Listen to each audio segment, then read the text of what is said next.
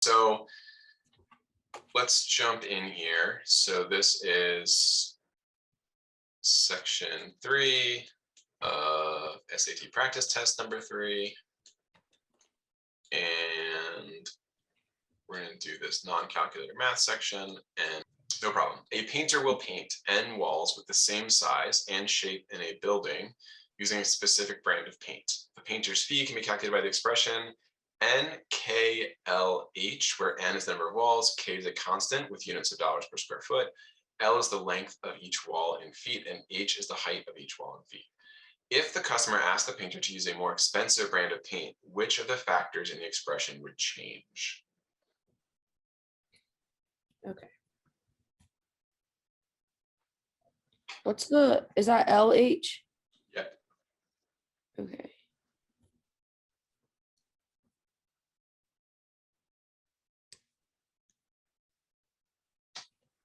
Is it K?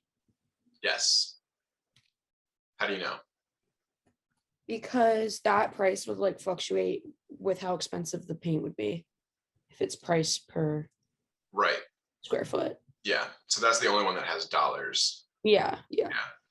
So obviously changing the brand of paint wouldn't change the number of walls. It wouldn't change the length of the walls, and it wouldn't change the height of the walls. Yeah. So it's obviously not going to change any of the other three. One thing to remember is always like the increasing difficulty of problems. So the first problem you should expect to be pretty easy. So like, I don't know. Sometimes I see students trip up on the first question because they're like, it can't be this easy. There must be like, I'm missing something. It's a trick. Yeah. So yeah, just feel confident. Like it's supposed to be easy. It's okay. Just pick it. Yeah. Okay. Yeah. All right, number 2. Mm-hmm. If 3r is 18, what is the value of 6r plus 3? So 18 divided by 3. What is that?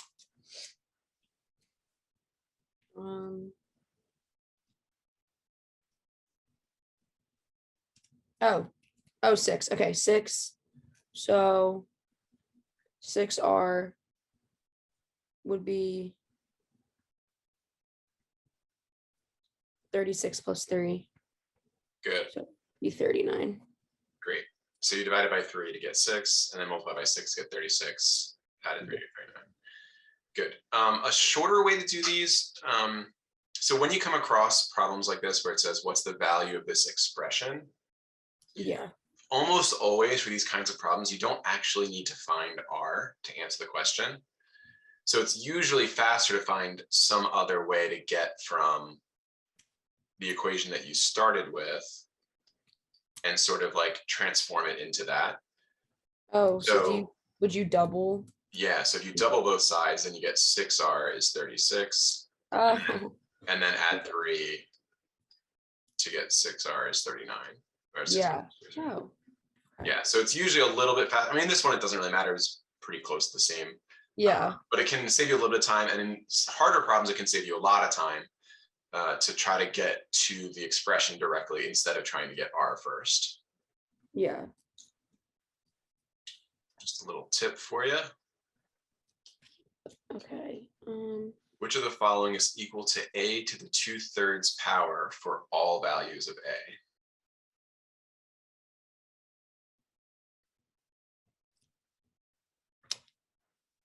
Okay.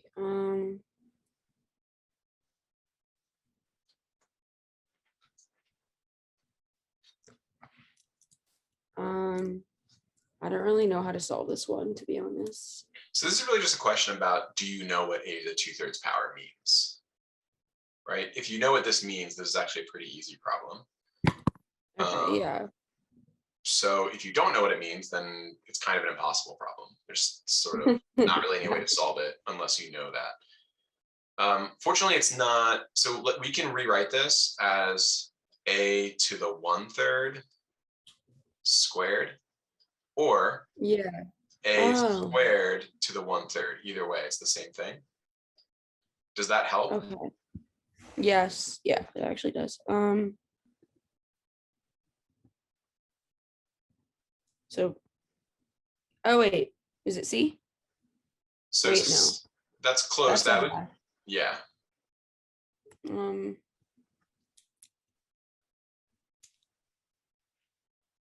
I can't tell. Like. So you can rule this one out because it's got the 1/2. So we know it's Yeah. not that. We can rule I this one don't out. think it's N. Sorry, go Yeah, ahead. it's not N. It's Yeah, not it's A. not N. Right, because so a to the 1/2 is the square root of a. A to the 1/3 is the third root of a. Oh, A so it's D. to the 1, yeah, it's D. A to the 1/4 Okay. would be the fourth root of a, and so on. Oh, okay. So a to the 2/3 is just the third root of a squared. And it doesn't matter whether you put that squared out here or in here, it's the same thing either way. Yeah. It's like the difference between these two. They're equivalent.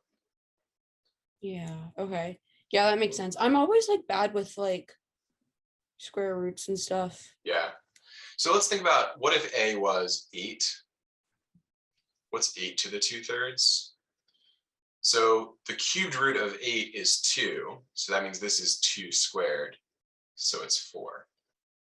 So 4 is the 2/3 power of 8 because it's the cubed root of 8 squared. Yeah. Or Okay. think about it another way.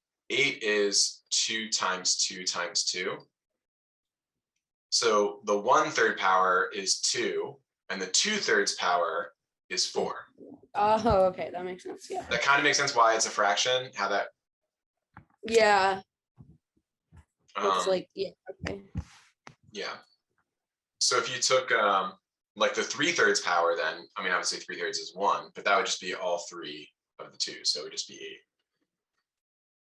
Yeah. Okay. Oh. Okay.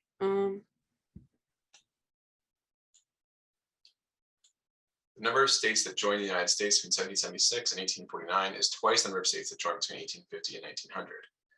If 30 states joined the United States between 1776 and 1849, and X states joined between 1850 and 1900, which of the following equations is true?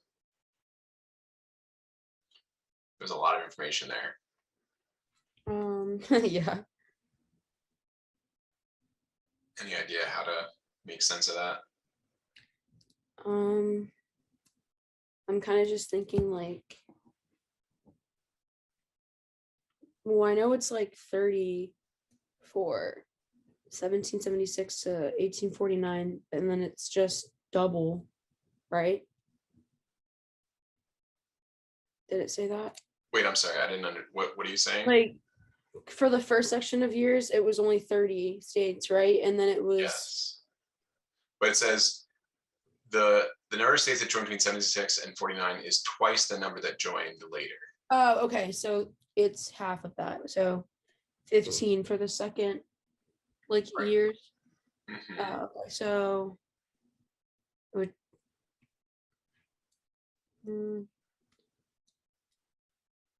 So whichever equation you pick needs to have a solution of 15, right?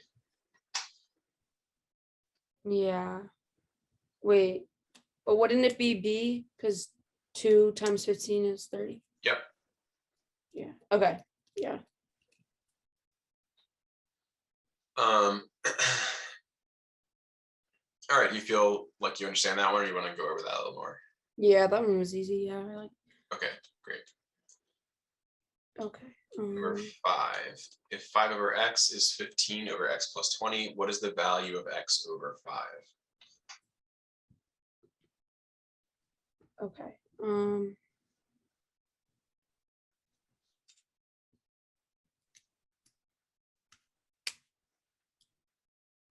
This one is kind of hard. Okay, hold on. Yeah. Let me write it down.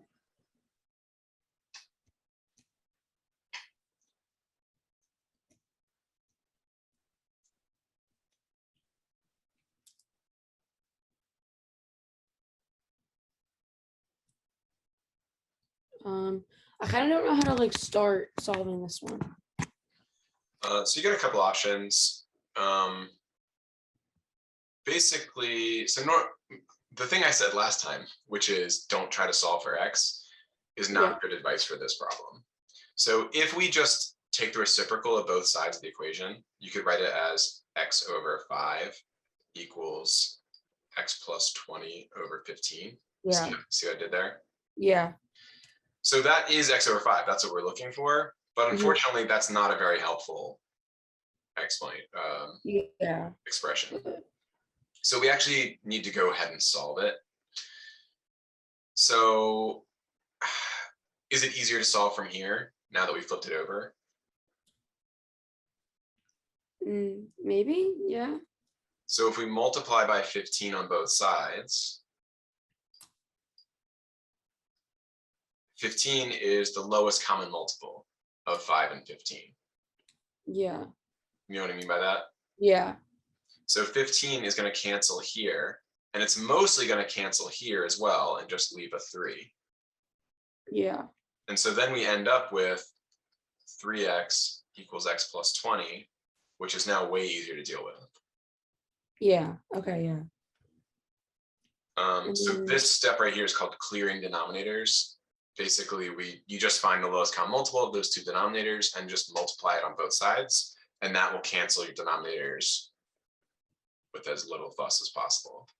Yeah. So how do you wouldn't finish? it be 3? Because isn't 3 a common multiple for 5 and 15? That's a common. Well, 3 doesn't go into 15. I mean, sorry, 3 doesn't go into 5. Oh, okay. But you're also thinking of common factors, not common multiples. So 5 is a common factor of the two of them. But 15 is a common multiple. So multiples are going up, right? So like the multiples of 15 are 15, 30, 45, 60, 75. Okay. Yeah, that makes sense. So if you list both of those out, the smallest number that's on both lists, 5, 10, 15, 20, 25, 30, 15 is on both of those two lists. Yeah. Okay. The smallest number on both lists. Yeah. Okay. But you were right that 5, well, if you had said 5, you would have been right that 5 is the greatest common factor, which is the opposite. Okay, so but how do we solve it from here? Divide 3 from x. You want to get the x's together first. Okay. Subtract x. Right. So that gets you here. And then okay. And then divide. But now be careful, because at this point you might be tempted to just pick A, but that's not the answer because that's not the question. Yeah. So 10 over 5. Right. Is 2. Yeah. So I say this often, but just really try to remember when you get to the end of the problem to go back and read the question part of the question again and make sure you're answering the right question.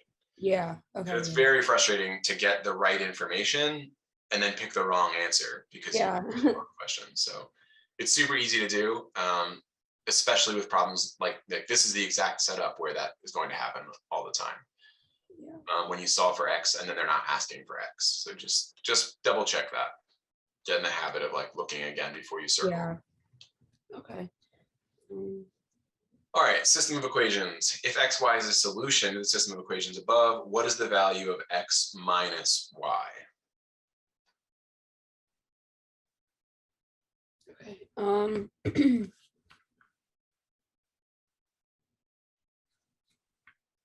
This is So this is another one where we definitely don't want to try to solve for x and y and then plug it in. That's going to be a lot of work. I mean, you could do it in probably a minute and a half, but if we do it more directly, we can do it in like 15 seconds. Yeah, okay. So when you see systems of equations on the SAT, almost always the solution, the method you want to use is called elimination. Yeah. Or sometimes it's also called linear combination, depending on who taught you math. But the two methods that you typically learn in Algebra 1 are substitution and elimination. Yeah. And substitution is almost always slower on the SAT. So we usually want to use the elimination method, or linear combination. And linear combination is actually a more useful name here, because what we want to do is just actually add these two equations together, just exactly as they are. Yeah. When we do that, we'll get 5x minus 5y equals -20. And notice how similar that is to the thing we're looking for. Oh, okay. So is it like when it says x minus y, is it just 5 minus 5 or 5 plus -5? Like So I how want to is it- change this equation so that it looks like that. So Oh, okay. how do I make this look like that? It's already pretty close. Divide Divide by what? 5. Right. So when I divide by 5, this becomes x minus y equals -4. And now I'm done. Oh, okay. So I don't need to know what x and y are to answer this Yeah. question. Oh, okay, okay. Yeah, that makes sense. Great. Okay, let's keep going. The function f is defined by a polynomial. Since values of x and f of x are shown in the table above, which of the following must be a factor of f of x? All right. What does polynomial mean? Great question. So a polynomial is any function, or any function that looks like, I'm going to write the technical definition, which isn't super helpful, but this is the technical definition of it, plus, I don't know, call it k over here. So anything that looks like 3x to the third plus 4x squared plus -2x minus 10, this is a polynomial. Okay. Or it could be, it could be like 3x to the 20th power minus 4. This is also a polynomial. Oh. So it's a polynomial as long as there are no fractional exponents or negative exponents. So as long as there's only positive whole exponents. So you can't have square roots, right? Because a fractional exponent is a root, right? When we just talked about that in the other problem. Yeah. And then negative exponents put x in a denominator. So no fraction exponents, no roots, and then no negative exponents, no x's in your denominators. Also no trig functions, no logarithmic functions. Basically just kind of a simpler kind of expression that's just numbers multiplied by x to some power that's like a basic whole number power. Yeah. It doesn't matter how many of them there are. There could be 20 terms, there could be 1,000, it could just be one. If there's one term, we call it a monomial. If there's two terms, we call it a binomial, trinomial, and then we just start using polynomial after that. Yeah. The degree of the polynomial is determined by the biggest power. So this one's 3rd degree. This is a 20th degree. But those don't really matter in this problem. We don't need to know any of those terms. The main thing you need to know is just that a polynomial is any function that looks something remotely like this. Okay. Yeah. Now, polynomials can be factored, or they can't be. Many polynomials can be factored. Let me put it this way: if a polynomial has factors, then it can be factored, right? So a polynomial might look, when you factor it, it could look something like this.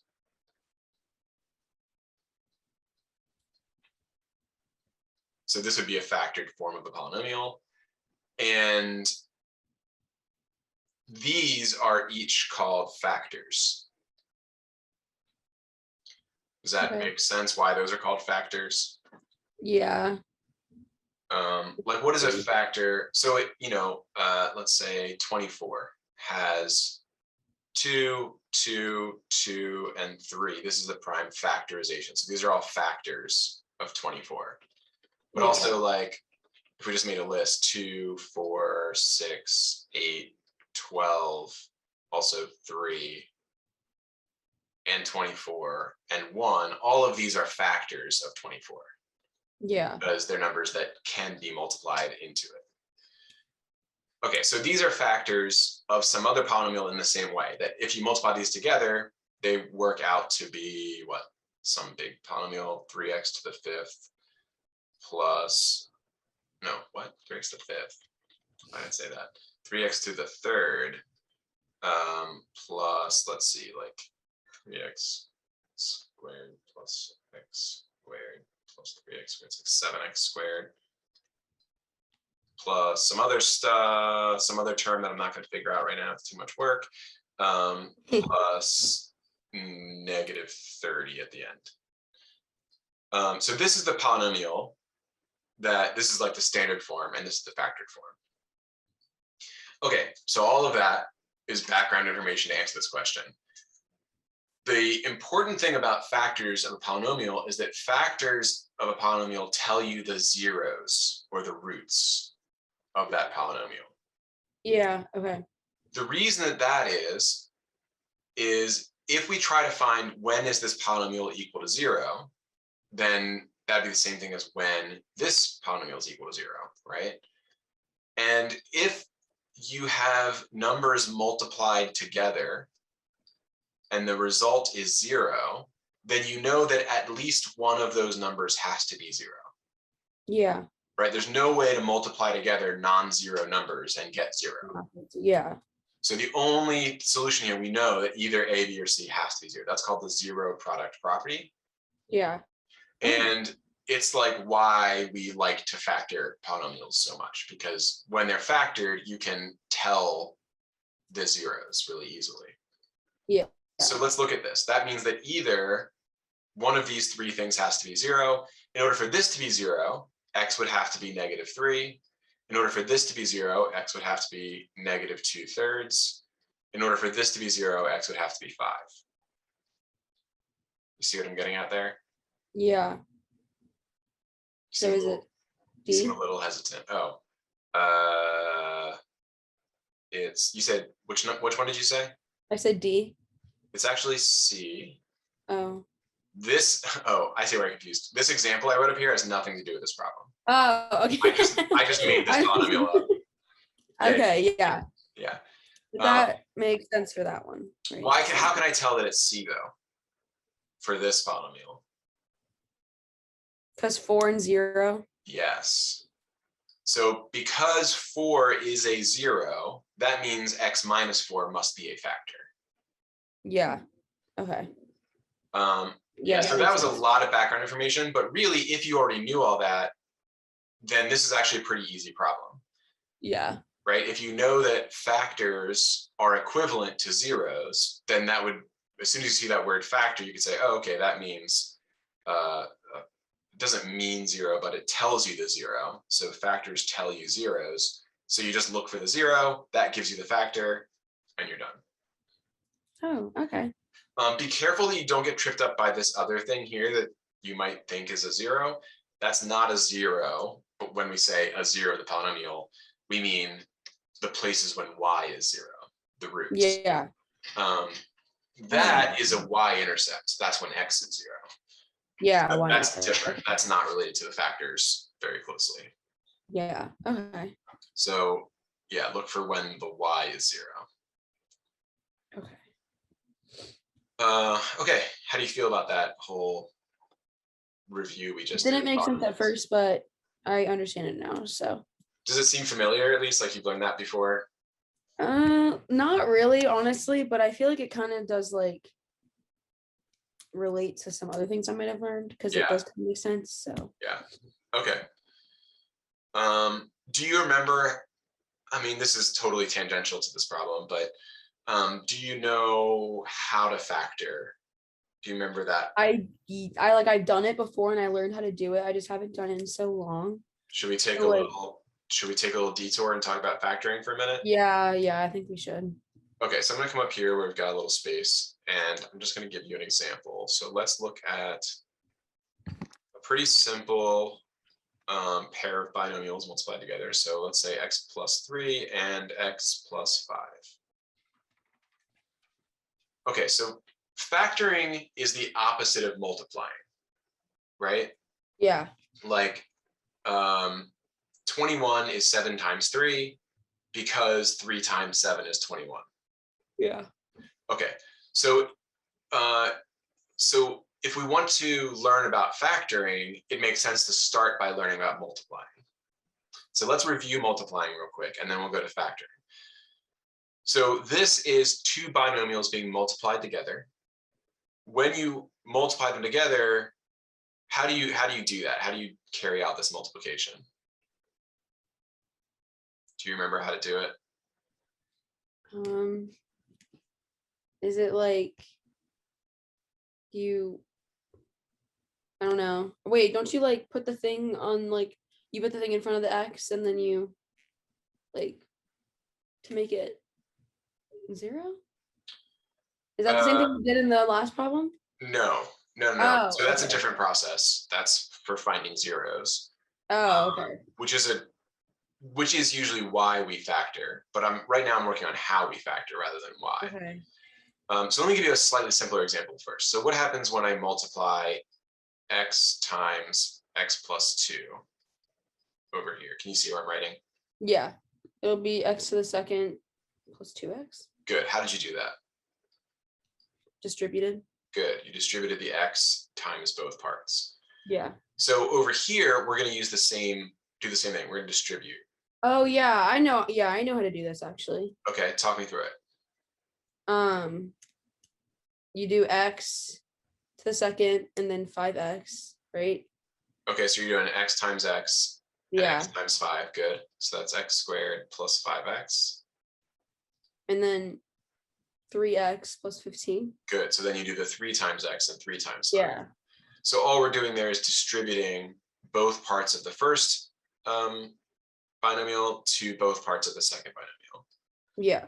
So the like little shortcut that teachers often use to teach this is called FOIL, first, outside, inside, last. Does that ring a bell? Yeah, I've heard of that. Yeah. Yeah, I hate it because like you already know how to distribute, so I don't know why they need to teach you a different trick. This is just distributing with 4 terms. So you just distribute the x to both parts, distribute the 3 to both parts. And I like that better because 1, it's something you already have learned. And 2, it's like FOIL only works for multiplying 2 binomials together. But what happens when you multiply a binomial by a trinomial or 2 trinomials or 3 binomials? Then FOIL doesn't work anymore, but distributing still does. So distributing is the general concept or like tool that works for all kinds of problems, whereas FOIL is like a really narrowly useful trick.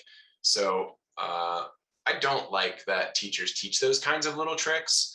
I feel like they just get you through the next quiz and then they're not useful anymore. So I always try to teach the more general skill, which is distributing. Okay, sorry, another rant. So we're almost done here. So we just need to collect like terms and we'll have x squared plus 8x plus 15. Okay, so this is the result when you multiply these 2 binomials together.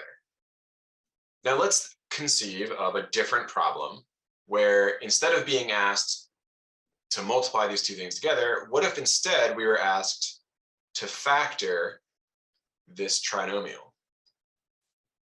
Well, we'd already know the answer because we just did this problem backwards. So the answer is x plus 3 times x plus 5. It's the thing we just did.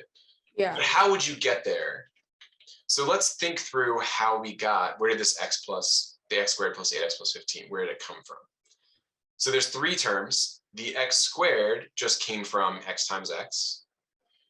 The 15 just came from 3 times 5. Yeah. And the 8 came from these 2 terms in the middle being added together. So that's 3 plus 5. So if we want to do this backwards, if we don't know where we're going to end up and we're trying to think through it, we know we need to have 2 binomials multiplied together. We know that they both have to have x to begin with, so that we'll get x squared. And then we know we need two numbers that are going to multiply to make 15 and add to make 8. Does that make sense? Yeah. So the only two numbers that multiply to make 15 and add to make 8 are 3 and 5. So we know Yeah. this has to be 3 and 5. So that is the process of factoring, which is really just multiplying backwards. You're trying to undo the multiplication in your head. Yeah. To get so like that second part, that's what it would like. So like when you get the factoring like equation, you would start out with the x to the second plus 8y plus 15, and then you do that. Yes. Or is it like okay? So that's how it this is. process is called. So this would be the answer to if you were opening your textbook or whatever, or get a SAT problem and it said factor, right? It just told you to factor this thing. That's what. Okay. Then this would be the answer. Okay. Yeah. Sorry, I just want to like make sure that was like. Yeah. No, that's a good question. That. Yeah. Okay. Thank you. So let's do another one that we haven't, where we don't know the answer ahead of time. So let's say we want to factor x squared plus, I don't know, let's go with 7x plus 6. Okay, so again, we know when it factors, it's going to factor into a pair of binomials. Yeah. And we know it needs to be x and x, so they'll multiply to make x squared. The second number we don't know. It needs to be two numbers that multiply together to make the 6, but when we add them together, we need to get 7. 6 and 1. 6 and 1. So 6 and 1, or 1 and 6, either way, makes no difference. And that's it. That's the answer. Oh, that's easy. Well, just that problem was like easier, but yeah. Yeah, let's do a slightly harder one. Yeah. Okay. See how that goes. So let's introduce some negatives this time. What if we have x squared minus 3x minus 10? All right, so again, we'll start it the same way, where we've got x and x. Oops. And then we need to think of two numbers that multiply together to make negative 10 and add together to make negative 3. So let's make a list. What are some numbers that multiply together to make negative 10? Negative 5 and 2. Great. And what do those add to? Negative 3. Yeah, so that's it. Oh. The first pair on our list that you came up with is the right answer. Oh, I didn't even realize that. Okay. So we could write it as either negative 5 and 2 or 2 and negative 5. Doesn't matter which order we put them, as long as the 5 has to be the negative one. Right? Yeah. Because if we instead did 5 and negative 2, that would still make negative 10, right? Yeah, but it would be positive 3. But it would be positive 3, right? Yeah. Okay, awesome. Let's do one more like this. Let's say we want to factor x squared plus, let's do x squared minus 9x plus 18.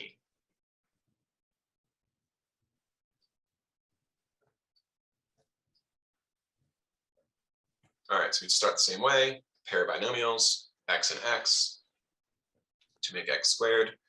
Okay, so like when you're doing the thing, like when you find the two numbers, what am I finding it for? I'm finding numbers that multiply to negative 9 but add up to 18. Is that what it is? Nope, switch it.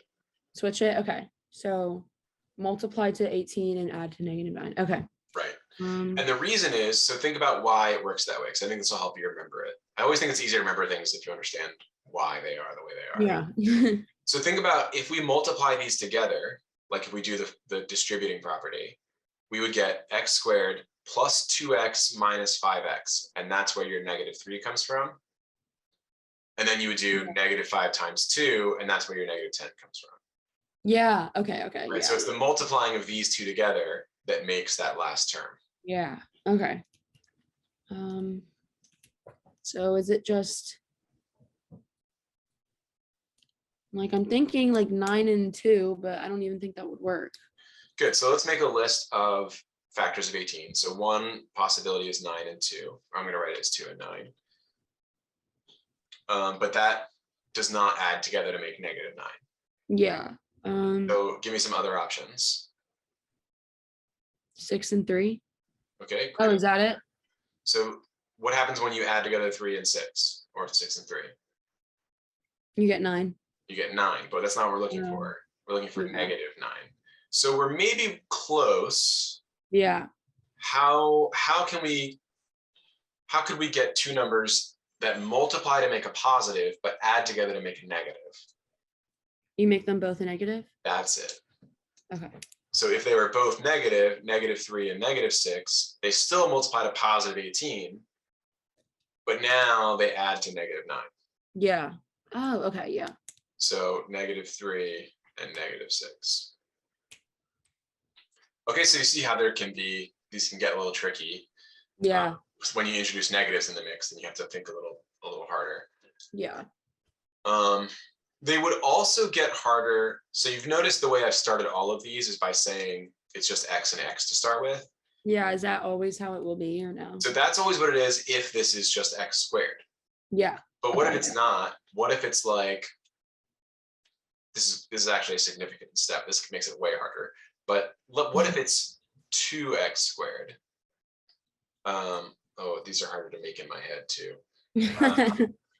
Hold on one second. Let me find. Yeah. Let's see.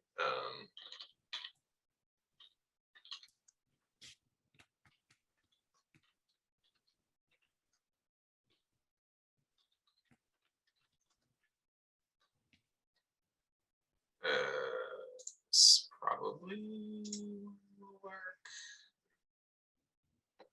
Let's see. We get some problems here.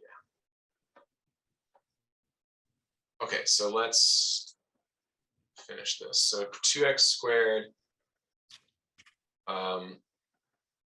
plus 7x minus 30. Okay, so this one, the first numbers aren't going to be x and x. They're going to have to be 2x and x. Okay. And now, whatever numbers we put here, so let's see if I can skip the answer in my head. 2, 6, 2. Yeah, that'll do it. Okay, so the right answer that we're looking for is minus 10 and wait, is that right? No, I'm confusing myself. Oh yeah, that's right. Yeah, that's right. Nope, it's not. 10 and 3 doesn't work. Thought it was the like -10 and then 3 and then 2 5 7. and 6. Oh wait, never mind. Yeah, that doesn't make sense. That's what I'm looking for. It's 5 and 6. So it's going to be. Oh. It's going to end up being minus 5 plus 6. But let me show you why. Yeah. Wait. Why doesn't it not add up to 7? Right. Exactly. That's exactly the right question to ask. So let's multiply and see what happens. Sort of dissect this problem. Because remember I said this is multiplying backwards, right? So Yeah. if we multiply, let's see what happens. So 2x times x is 2x squared. 2x times 6 is 12x. Minus 5 times x is minus 5x. And minus 5 times 6 is minus 30. Okay, do you see what just happened? Maybe not quite yet. Let's finish. Yeah, maybe not. So collect like terms, put these together, and what do you get for the middle term? Negative. Wait, positive 7. Oh, okay. There it is. Okay, so this does work, right? So that means we know this is the right answer. But why? Why is it that we got a 7x here, even though these don't add to 7? So let's look at the steps. Where did this 7 come from? It came from adding these two terms together. Yeah. But where did these two terms come from? So the -5 came from these two being multiplied together. And the 12 came from these two being multiplied together. So up until now, because these were just x, when we did this multiplication step, these were just those numbers, right? You were just multiplying by 1. But now we're not multiplying by 1 anymore. And so now these numbers are different, right? It's 2 times 6 is what shows up down here. Yeah. Okay. And so that changes. We're not looking for numbers that just add to 7.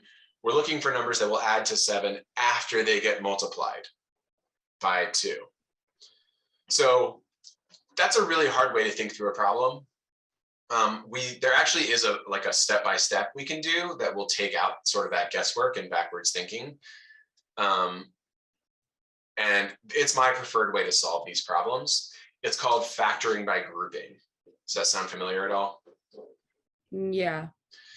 So let me show you that. I never heard that one, I don't think, but I do have heard that. Okay, so let me show you that method. I really like it. There's a few other ways teachers will teach the box method. Yeah, I did that. I'm going to go on the same rant about the box method that I just went on about FOIL, which is the box method is narrowly applicable skill. It only works for factoring trinomials. Yeah, that's it. Only works for factoring trinomials. So that one right there with the 2x and then the x, would it work on that? Yes, it would work on that one. Okay. But it only works in problems that are very much like this one. Whereas factoring by grouping is a little bit more of a broader skill, and it's something that we use. It's stuff you already know how to do, right? It's just factoring and regrouping and factoring again. Okay. Those are all things you know how to do. So I always prefer to stick to methods that more closely match with skills you actually use all the time, because I think you're more likely to remember it, and it leads into other skills better. So I don't like the box method, even though it is super cool. Actually, the first time someone showed me the box method, I was like, wait, how does that work? That's amazing. Yeah, I know. I was like, what the? Yeah. But then when I realized, I took it apart and realized that the box method really is actually just factoring by grouping, but hiding sort of the mechanics of how it's working, then I was like, oh, I'd rather just do factoring by grouping. Yeah. All right, so let me show you how to do it. Okay. So we'll start with the same problem, 2x squared plus 7x minus 30. So the first step to this method is you multiply 2 and negative 30 together. This is also sometimes called the rainbow method because you're drawing a little rainbow and it's very cute. But yeah, so we're just gonna multiply those two together. So this is A and C. So these are sometimes called A, B, and C, these three numbers. Yeah. Right, A, B, C. So 2, 7, and negative 30 are A, B, and C. Leave the x's out of it, just the coefficients. So you multiply A, C together, and you get negative 60. And then what we're going to look for is a pair of numbers so this is just like what we've done before. So we're looking for a pair of numbers that multiply to negative 60 that add to 7. Okay, so essentially we're doing the same thing that we've done before in factoring. There's just one extra step at the beginning here, which is multiply these two together first. Yeah. So instead of looking for numbers that multiply to negative 30 that add to 7, we want numbers that multiply to negative 60 that add to 7. Oh, 5 and 12, right? Exactly. So yeah, we've already done this problem, so we know it's going to be 5 and 12. So we're going to rewrite this as 2x squared plus 12x minus 5x minus 30.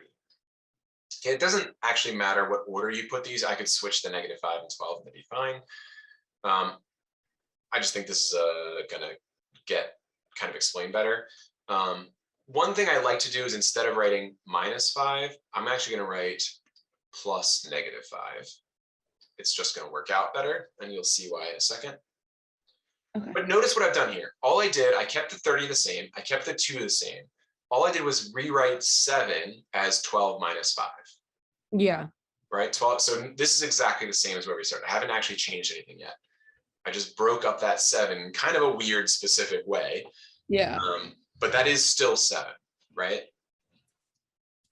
Yep. So now this is where the name comes from. This is why it's called factoring by grouping. We're going to group these together and we're going to group these together. And the reason we picked 12 and -5 was sort of that was an intention. Those aren't accidental numbers, right?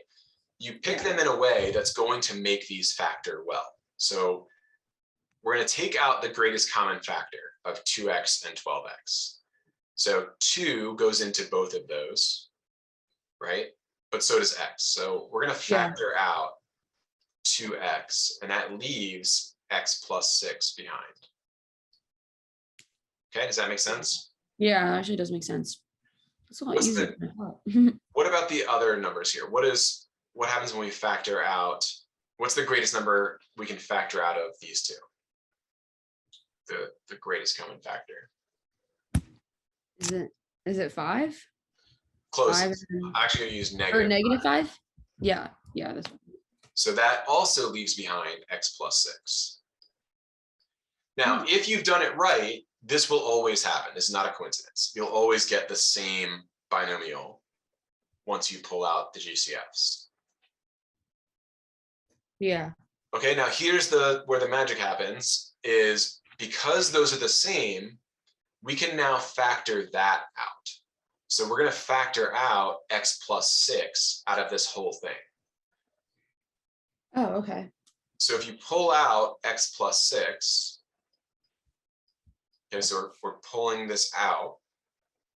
What's left behind, once those are gone, is 2x minus 5. Yeah.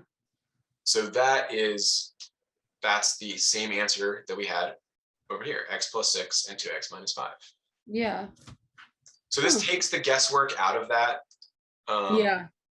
Which is important because I do think that this is one of the harder things to do that you learn in Algebra 1 is factoring these trinomials where a is bigger than 1. But I think this method makes it much, much easier. This is definitely my favorite method I've seen. I really wish I had known it when I was learning Algebra 1 because I remember this being so frustrating. Yeah. I spent so long trying to factor these things. Maybe I wasn't that smart, but I doubt that. yeah, I mean, I later learned as an adult, learned this method, and I was like, oh man, this is great. I love this. Yeah. So it's systematic. You can work through it step by step. It works the same every time. If it's going to work, not every triangle can be factored, but if it can be factored, it can be factored this way.